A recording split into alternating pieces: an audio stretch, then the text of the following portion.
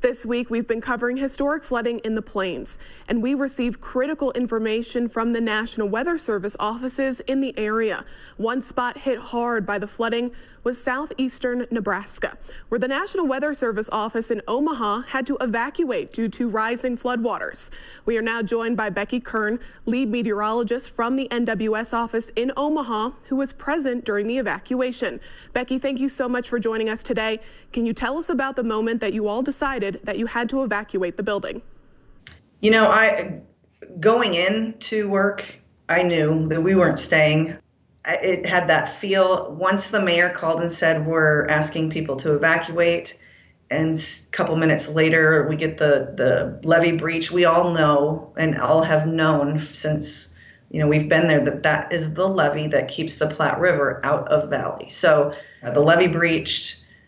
The roads are now being closed and you are losing access out of here, and the mayor has asked you to evacuate. Those were all the signs that we're done here. We need to give our services to Hastings. They will do a great job, and they have been doing an awesome job, and we're sending staff out there, and we implement what we call the COOP, the Continuity of Operations Plan that we have in place, and we got everyone safely out, and that was most important. We are so glad that you're all safe. Can you tell us about your current situation? I know that the Hastings office in Nebraska has been helping to fill in during this time. Are you still working with them to provide forecasts for your region? Yes. So we have staff that has been going back and forth out to Hastings to run the Omaha operations.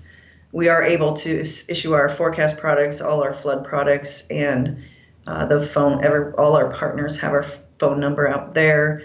We also are doing administrative work from Omaha, closer to people's residence where staff lives. So, that's been helpful too, that we don't have to have everybody out in a hotel, that we just have a couple people out there on rotating shifts because, we're a 24-hour business. So, and then the Hastings crew can do their workload with the staff that they have available. So. And finally, when do you expect to be able to return to your office in Omaha? We're all anxious to get back. The hospitality we've had at the locations we've been moved to are amazing. But anything, you want to get back home. And as far as we know, what they're determining is that the building is dry inside. As for safety for the staff members, there are a lot of sinkholes around, and we expect there to be more that would develop.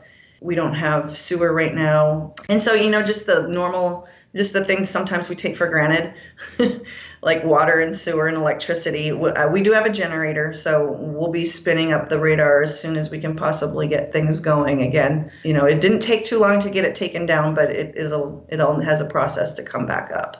Thank you so much for joining us, Becky. We really appreciate your time. And for more on the devastating flooding, be sure to stick with us here at WeatherNation, both on air and online at weathernationtv.com.